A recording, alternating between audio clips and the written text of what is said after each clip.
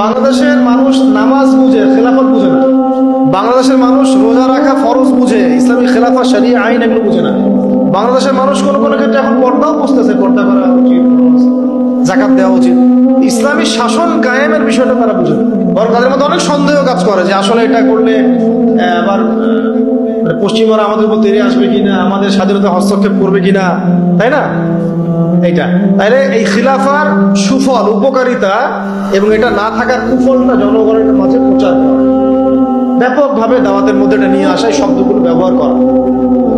এবং এর বাইরে বিপরীতে যে তাগুতি সিস্টেম, যে so called democracy, so called secularism, communism, so called nationalism, এগুলো যেভাবে আমাদের ক্ষতি করতেছে, ইসলামী শরীয়তের পথে বাধা হয়ে দাঁড়াচ্ছে, এটা মানুষের সামনে স্পষ্ট করা। মানে এক কথা পয়েন্ট হচ্ছে জনসচেতনতা তৈরি করা, খেলাফার পক্ষে জনসচেতনতা তৈরি করা।